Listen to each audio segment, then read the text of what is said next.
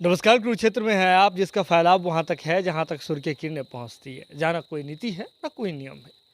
जहाँ न सूर्योदय के साथ युद्धारंभ होता है, न ही सूर्यास्त के साथ युद्ध समाप्ति की घोषणा होती है। जहाँ कोई भी किसी भी क्षण अपने राजनीतिक साम दाम दंड भेद का प्रयोग कर अपना राजनीतिक विजय पताका फहरा सकता है, साथ ही साथ राजनीतिक जमीन पर कब्जा दायर कर सकता है। राजनीति में इशारों का और संकेतों का विशेष महत्व है, और खासकर जब बिहार की राजनीति की बात होती है तो ऐसा लगता है बिहार की राजनीति के ईंधन के रूप में संकेत हैं, इशारे हैं। और इशारे ही हैं जो हमेशा पूर्वानुमान लगाने के लिए मजबूर करते हैं और लोगों को दिखा देते हैं कि आने वाले समय में राजनीति की दिशा और दशा क्या होने वाली है। आपको बता दें कि राजनीति की धरती, एक लहलहाती हुई धरती, उपजाऊ धरती बिहार है, इसमें कोई दो राय नहीं है। और बिहार में ही राजनीतिक चाणक्य लोग गली मोहल्ले में पाए जाते हैं। चलिए, आज के इस एपिसोड को शुरू करने से पहले आपको बता देते हैं कि दो तिथियों पर आप ध्यान केंद्रित रखिए। दो तिथि जो है बीत चुके हैं, एक 21 सितंबर और दूसरा 29 सितंबर।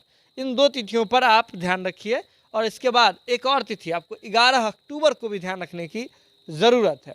अब क्यों, कैसे और क्या महत्व है इन तिथियों का, और होली का क्या महत्व है, होली के लिए कैसे तैयारी शुरू हो गई है, इस तमाम चीज़ों का जवाब जो है इस वीडियो के अंत तक आपको मिल जाएगा। इसके बाद अगर आप देखें तो वर्तमान में बिहार की राजनीतिक जो परिस्थिति है वह बेहद विकराल रूप धारण की हुई है। इसलिए भी क्योंकि महागठबंधन के घटक दल जो हैं, जो मुख्य घटक दल रूप में कहें तो जनता दल यूनाइटेड और राजद के बीच में भी अब आपसी तनातनी शुरू हो गई है। यह तनातनी जो है इस बार मुख्यमंत्री पद को लेकर के है।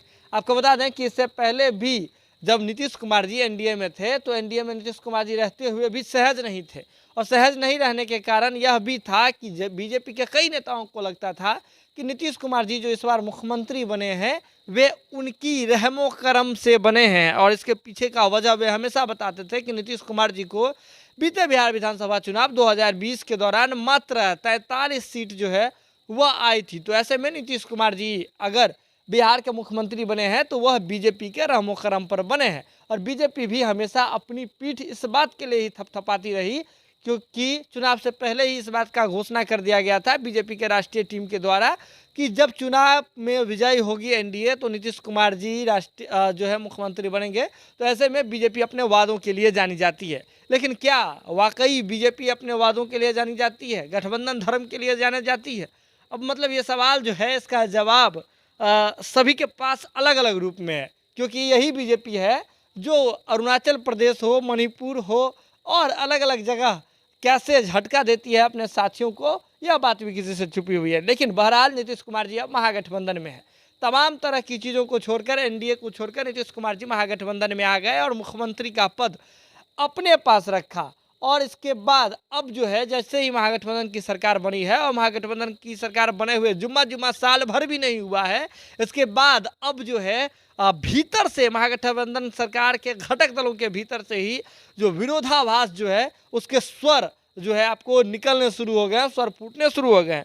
आपको याद होगा कि कैसे मुख्यमंत्री पद को लेकर के तेजस्वी यादव जी अब कह रहे हैं कि इस पद में हमारी कोई दिलचस्पी नहीं है। ठीक समझिए, नीतीश कुमार जी के ही चेले हैं तेजस्वी यादव। हाँ, नीतीश कुमार जी ही अपने इस बारे में, मुख्यमंत्री पद हो चाहे प्रधानमंत्री पद हो, इसके बारे में नीतीश कुमार जी का हमेशा एक ही जवाब होता है कि उनकी कोई लालसा नहीं है इस पदों के पीछे। और इसी तरह का अब जवाब तेजस्वी यादव जी देना सीख गए हैं।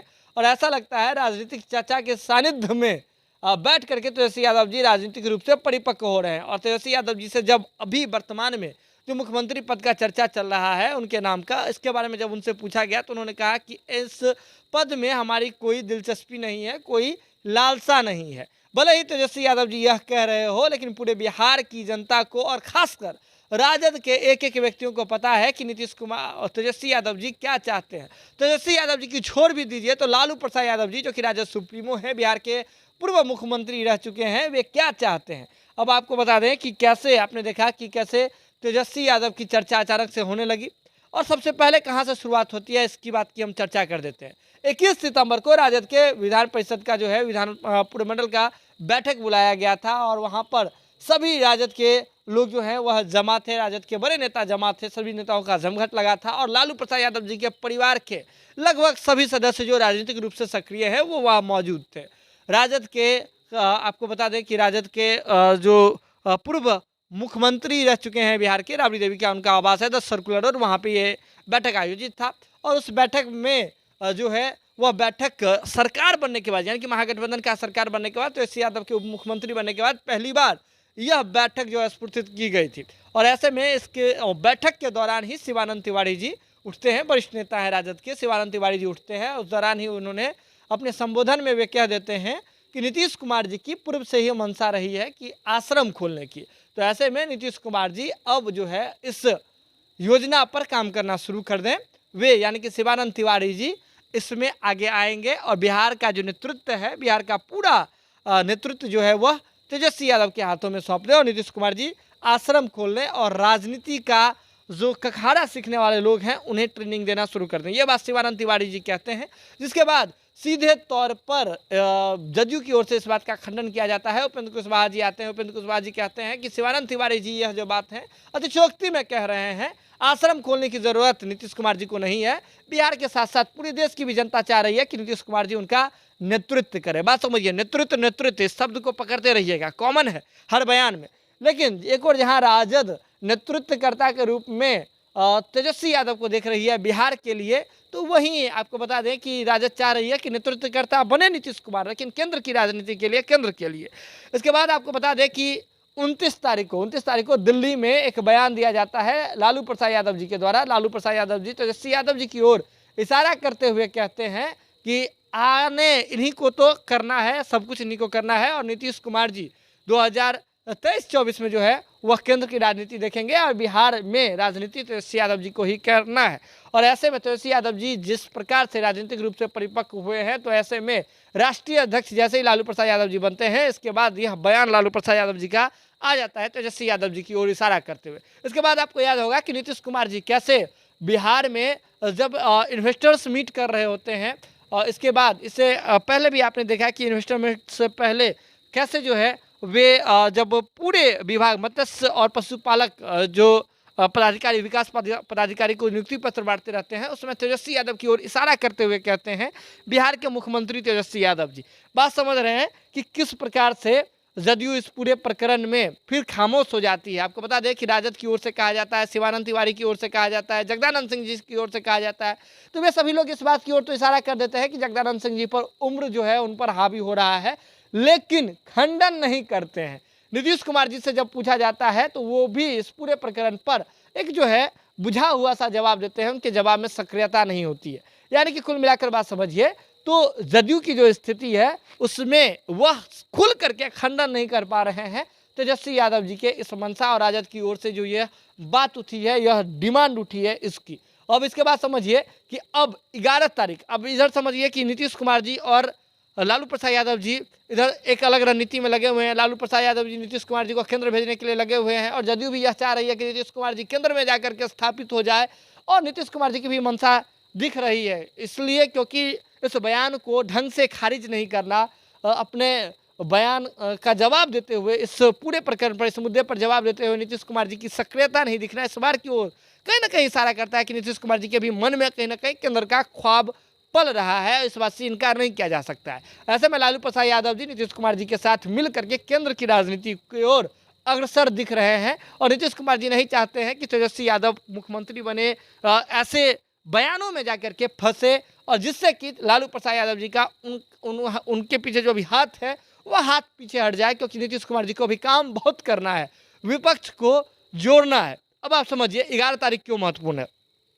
आपको बता दें कि बीजेपी भी समझ रही है, बीजेपी के केंद्रीय नेतृत्व भी समझ रही है कि लालू प्रसाद यादव जी और नीतीश कुमार जी जब साथ हैं तो कुछ जो है गेम बिगाड़ सकते हैं, और ऐसे में बीजेपी की जो नेतृत्व है अब बहुत सोच समझ के काम कर रही है। कैसे, तो आपको याद होगा कि कैसे अमित शाह जी जब सीमांचल क्षेत्र के दौरे पर आए थे तो अमित शाह जी वहाँ धार्मिक चीज़ों पर नहीं फंस रहे थे। लालू, नीतीश कुमार जी और बिहार के विकास के साथ साथ बिहार का विकास, बिहार में कितना पैसा आया केंद्र के द्वारा उसका भी हिसाब देने आए थे, और बिहार के विकास को घेर रहे थे। बिहार का जो स्थिति है, जो बिहार में क्राइम का डाटा है उसको लेकर के क्राइम को लेकर के घेर रहे थे। इसके बाद आपको बता दें कि अब आप सभी को पता होगा कि लालू प्रसाद यादव हो, चाहे अगर देखें तो लालू प्रसाद यादव या नीतीश कुमार जी हो, वे सभी लोग जो हैं जयप्रकाश नारायण जी के चेले में गिने जाते हैं और जेपी मूवमेंट से वे सभी लोग निकल करके सामने आए थे और पूरे देश में उन्होंने अपने राजनीति के तरीके से जो है उन्होंने पूरे देश में लालू प्रसाद यादव हो चाहे नीतीश कुमार जी ने छाप छोड़ा है, अपना छाप छोड़ा है। इस बात को बीजेपी भी समझ रही है कि बिहार में जो क्रांति हुई थी जेपी नारायण जी के अथी में, जेपी आंदोलन हुआ था, उस समय से ही ये सभी लोग जो हैं सक्रिय होकर के आए हैं। तो जेपी वाला जो एक माइंडसेट है बिहार में, वह बेहद काम करता है, लोगों के जनमानस में जो है लोगों के दिलो दिमाग में बसा हुआ है। और इसी तमाम चीज़ों को देखते हुए अमित शाह जी फिर से बिहार दौरा कर रहे हैं और इस बार 11 अक्टूबर को जयप्रकाश नारायण जी की जो पुण्यतिथि है, उस दिन जो है जयप्रकाश नारायण जी के उस पुण्यतिथि के दिवस पर अमित शाह जी दोबारा जो है बिहार दौरा कर रहे हैं। लेकिन इस बार बेहद खास है, आप समझिए। पहले दौरा में अमित शाह जी वो सीमांचल क्षेत्र में आए थे और लगातार एक सप्ताह भर के भीतर में ही अमित शाह जी, लगभग एक सप्ताह के ही गैप पर अमित शाह जी फिर दोबारा बिहार आ रहे हैं और इस बार सारण क्षेत्र में आ रहे हैं और वहाँ पर उन्हें श्रद्धांजलि देंगे, किसान सभा को संबोधित करेंगे। किसान वाला मुद्दा समझिए, किसान सभा को संबोधित करने अमित शाह जी आ रहे हैं। समझ रहे हैं बिहार में कैसा रणनीति चल रहा है। और जेपी जी को पकड़ करके उनके नाम पर आ रहे हैं अमित शाह जी, बात समझिए। तो लालू प्रसाद यादव और नीतीश कुमार जी की किस प्रकार से छुट्टी करनी है, इसके लिए बीजेपी जी तो और मेहनत करते हुए दिख रही है। लेकिन इसके बाद अगर आप देखें तो होली क्यों खास है, यह भी समझना जरूरी है। ऐसा मान करके चला जा रहा है कि नीतीश कुमार जी जिस रणनीति में आगे बढ़ रहे हैं और जिस डील की बात कर दी थी भाई वीरेंद्र ने, जगदानंद सिंह जी ने, 2023 वाली बात 2023 में ही बना करके रख दिया जाएगा, तो तेजस्वी यादव जी को सत्ता सौंप दिया जाएगा, ऐसी डील हुई थी जदयू के साथ जो है। तो जदयू ने इस पूरे प्रकरण पर कोई जवाब नहीं दिया है, इस बात का खंडन भी नहीं किया मजबूती से। तो ऐसा मान करके चला जा रहा है कि जिस प्रकार से जो गति से जो है अभी सारी चीज़ें चल रही है, आप देख रहे होंगे कि कैसे अचानक से तेजस्वी यादव जी सत्ता में आते हैं, रोजगार की बात करने लगते हैं, रोजगार बांटने लगते हैं और इसके बाद तुरंत तेजस्वी यादव जी के मुख्यमंत्री की बात चलने लगती है, स्पीड से चलने लगती है। नीतीश कुमार जी के विपक्षी नेताओं के साथ मुलाकात की बात शुरू हो जाती है। भले ही जदयू यह कह रही हो कि पीएम जो है उस पीएम पद के कैंडिडेट नहीं है नीतीश कुमार जी, सिर्फ विपक्षी एकता को एकजुट करने में लगे हुए हैं, लेकिन बिहार में नेतृत्व नहीं बदलेगा, इसका कोई ठोस जवाब जदयू की ओर से नहीं आ रहा है। तो ऐसे में यह मान करके चला जा रहा है कि 2023 के शुरुआती दौर में ही होली आती है और इस बार होली का रंग जो है वह राजद में, आपको याद होगा कि लालू प्रसाद यादव जी के घर में होली हो, होली का रंग कैसा जमता है। तो इस बार लालू प्रसाद यादव जी भी बाहर हैं और यह उम्मीद किया जा रहा है, बिहार के राजनीतिक गलियारों में इस बात की हलचल है कि होली के दौरान ही तेजस्वी यादव जी की ताजपोशी हो सकती है और तब तक नीतीश कुमार जी भी विपक्षी एकता को कायम कर पाने में सफल होंगे। हालांकि ये बातें अभी दूर के बातें हैं, दूर के ढोल सुहावन होते हैं, ऐसा राजद को समझना चाहिए। राजद के कई नेता इस बात का दावा कर रहे हैं, भीतर खाने में चर्चा चल रही है। लेकिन आपको बता दें कि इस पूरे प्रकरण पर अभी तक कोई मुहर नहीं लग पाई है, क्योंकि आने वाले समय में इन तमाम चीज़ों पर जो है सटीक रूप से पता चल पाएगा कि क्या कुछ होता है, क्या कुछ नहीं होता है। लेकिन एक बात और जानना जरूरी है कि जिस प्रकार से जेपी वाले मुद्दे को पकड़ के रखा है अमित शाह जी ने, तो अमित शाह जी भी अपनी रणनीति बहुत तेज कर रहे हैं। तो अमित शाह जी के रणनीति का और पूरे बीजेपी के रणनीति का बिहार में कितना जो है फायदा मिलता है बीजेपी को, यह आने वाले समय में पता चलेगा। लेकिन जनता टॉकीज के साथ, क्योंकि यह कुरुक्षेत्र है, कुरुक्षेत्र में किसी भी क्षण कोई परिवर्तन हो सकता है, तो ऐसे में आपका सजग रहना जो है बेहद जरूरी है। बहुत बहुत धन्यवाद।